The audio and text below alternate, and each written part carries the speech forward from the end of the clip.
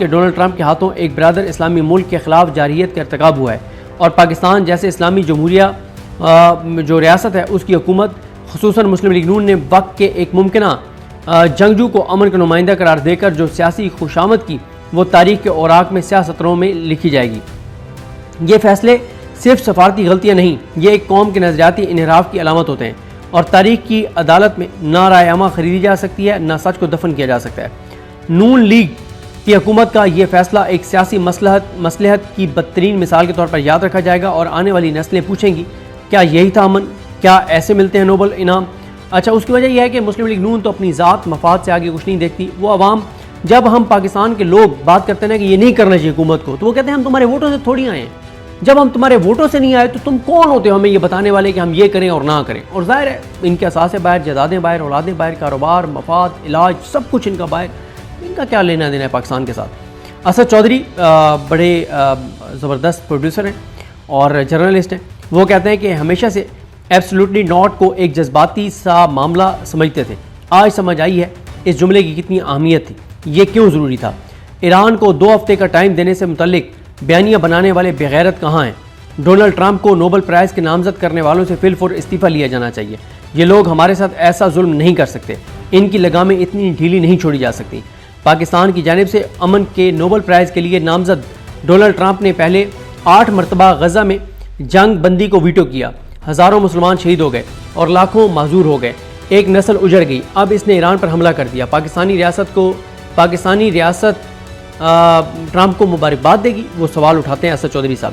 علامہ ناصر عباس صاحب کا لمبا چوڑا ٹویٹ ہے، اس میں سے متعلقہ پورشن پڑھ دیتا ہوں۔ وہ کہتے ہیں کہ یہ انتہائی افسوسناک ہے کہ صدر ٹرمپ نے محض 2 روز قبل سفارتکاری کے لیے 2 ہفتوں کی مہلت کی بات کی تھی اور اب صرف 48 گھنٹے کے اندر اندر جنگ چھیڑ کر اپنے ہی دعووں کی نفی کر دی۔ مزید ستم ظریفی یہ ہے کہ حملے سے صرف 27 گھنٹے پہلے پاکستان کی حکومت نے صدر ٹرمپ کو نوبل امن انعام کے لیے نامزد کیا۔ کیا اب ان کے ہاتھوں جنگ کا آغاز اور ساتھ ہی امن کی کوششوں پر داد و تحسین، سفارتی تضاد اور اخلاقی دیوالیہ پن کو بے نقاب نہیں کرتا؟ تو کہتے ہیں یہ بے نقاب کرتا ہے کہ ایک آپ نے وحشی درندے کو امن کا سفیر ڈکلیئر کروانے کے لیے آپ نے نامزد کر دیا۔ اس کے بعد انٹرنیشنل میڈیا رپورٹ کر رہا ہے کہ اسرائیلی فوج نے امریکی حملوں کے بعد اپنی آبادی پر سخت لاک ڈاؤن جیسی پابندیاں نافذ کر دی ہیں۔ تعلیمی ادارے بند رہیں گے، صنعتیں بند رہیں گی، اجتماعات پر پابندی ہوگی اور خود کو اسرائیل نے جنگی ایمرجنسی میں جھونک لیا ہے۔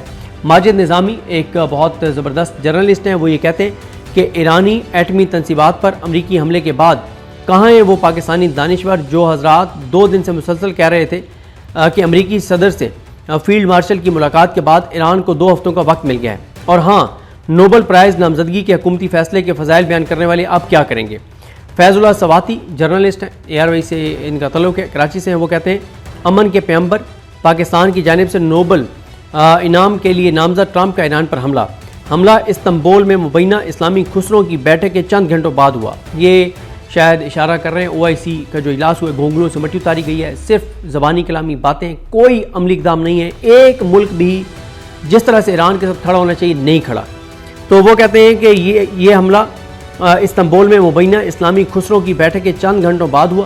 ایرانی جوہری تنصیبات کو نشانہ بناتے ہوئے ٹرمپ نے کہا کہ یہ امن کا وقت ہے۔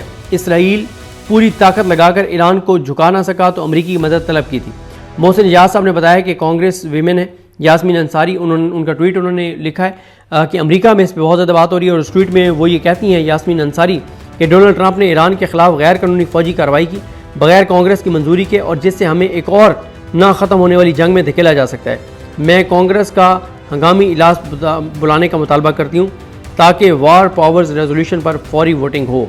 اور انٹرنیشنل میڈیا کہہ رہا ہے کہ ایران کا جو رد عمل ہے وہ بہت خطرناک ہو سکتا ہے کیونکہ وہ کہتے ہیں کہ 40,000 امریکی اہلکار اور شہری مشرق وسطیٰ میں تعینات ہیں۔ شام، عراق، اردن، کویت، بحرین، قطر اور UAE میں جو 40,000 امریکی اہلکار ہیں اور شہری ہیں، ان کے اوپر ممکنہ طور پر ایران حملہ کر سکتا ہے۔ خاص طور پر عراق اور کویت کے نزدیک موجود یونٹس کو صرف چند منٹ کی وارننگ مل سکتی ہے۔ اور ماہرین کا کہنا ہے کہ اگر ایران ٹرمپ کے حکم سے جاری حملے کے جواب میں رد عمل کرے تو ایران کے پاس بیلسٹک میزائل جو ہیں وہ موجود ہیں، وہ انتہائی تیزی سے اپنے ٹارگٹ تک پہنچتے ہیں۔ اور اسی طرح سے امریکہ نے بھی خیر اس خطے میں اپنی سیکیورٹی بھی بڑھا دی ہے اور کافی اپنا ایکوپمنٹ جنگی ساز و سامان بھی منتقل کیا ہے تاکہ ایران پر اگر مزید حملے کرنے ہیں تو کیے جا سکیں، کیونکہ ٹرمپ نے کہا ہے کہ ہم مزید حملے کر سکتے ہیں۔ اس کے بعد باقر سجاد صاحب جرنلسٹ ہیں، بڑے سینئر، وہ کہتے ہیں کہ پاکستانی قیادت اور دفتر خارجہ کی وہ الجھن کی بات کرتے ہیں کہ ان کی اس وقت کیا الجھن ہوگی، وہ کس طرح ایک دن میں ڈونلڈ ٹرمپ کو نوبل امن انعام کے لیے نامزد کرنے سے لے کر ایران پر امریکی حملے کی مذمت کی طرف رجوع کریں گے۔ بس دیکھنے کے لائق ہوگا یہ منظر۔ تو یہ صورتحال ہے۔ ابھی تک ایران کا رد عمل سامنے نہیں آیا، ایران کا رد عمل سامنے آئے گا تو بات کریں گے۔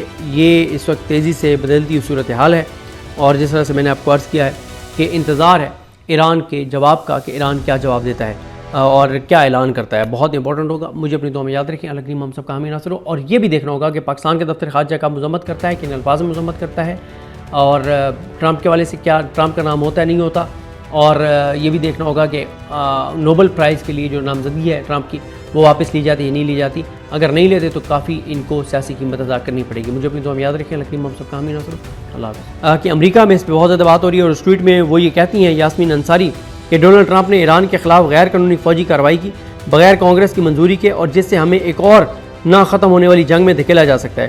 میں کانگریس کا ہنگامی اجلاس بلانے کا مطالبہ کرتی ہوں تاکہ وار پاورز ریزولوشن پر فوری ووٹنگ ہو۔ اور انٹرنیشنل میڈیا کہہ رہا ہے کہ ایران کا جو رد عمل ہے وہ بہت خطرناک ہو سکتا ہے، کیونکہ وہ کہتے ہیں کہ 40,000 امریکی اہلکار اور شہری مشرق وسطیٰ میں تعینات ہیں۔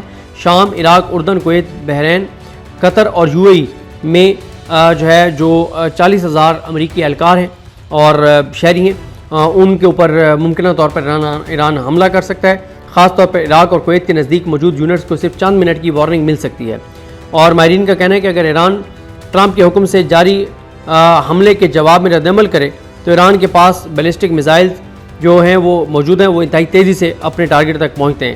اور اسی طرح سے امریکہ نے بھی خیر اس خطے میں اپنی سیکیورٹی بھی بڑھا دی ہے اور کافی اپنا ایکوپمنٹ جنگی ساز و سامان بھی منتقل کیا ہے تاکہ ایران پر اگر مزید حملے کرنے ہیں تو کیے جا سکیں، کیونکہ ٹرمپ نے کہا ہے کہ ہم مزید حملے کر سکتے ہیں۔ اس کے بعد باقر سجاد صاحب جرنلسٹ ہیں، بڑے سینئر، وہ کہتے ہیں کہ پاکستانی قیادت اور دفتر خارجہ کی وہ الجھن کی بات کرتے ہیں کہ ان کی اس وقت کیا الجھن ہوگی، وہ کس طرح ایک دن میں ڈونلڈ ٹرمپ کو نوبل امن انعام کے لیے نامزد کرنے سے لے کر ایران پر امریکی حملے کی مذمت کی طرف رجوع کریں گے۔ بس دیکھنے کے لائق ہوگا یہ منظر۔ تو یہ صورتحال ہے۔ ابھی تک ایران کا رد عمل سامنے نہیں آیا، ایران کا رد عمل سامنے آئے گا تو بات کریں گے۔ یہ اس وقت تیزی سے بدلتی ہوئی صورتحال ہے، اور جس طرح سے میں نے آپ کو عرض کیا ہے کہ انتظار ہے ایران کے جواب کا کہ ایران کیا جواب دیتا ہے اور کیا اعلان کرتا ہے، بہت امپورٹنٹ ہوگا۔ مجھے اپنی دعا میں یاد رکھیں۔ اللہ کریم ہم سب کا حامی ناصر ہو۔ اور یہ بھی دیکھنا ہوگا کہ پاکستان کے دفتر خارجہ کا مذمت کرتا ہے، کن الفاظ میں مذمت کرتا ہے، اور ٹرمپ کے والے سے کیا ٹرمپ کا نام ہوتا ہے نہیں ہوتا، اور یہ بھی دیکھنا ہوگا کہ نوبل پرائز کے لیے جو نامزدگی ہے ٹرمپ کی وہ واپس لی جاتی ہے نہیں لی جاتی۔ اگر نہیں لیتے تو کافی ان کو سیاسی قیمت ادا کرنی پڑے گی۔ مجھے اپنی دعا میں یاد رکھیں۔ اللہ کریم ہم سب کا حامی ناصر ہو۔ اللہ حافظ۔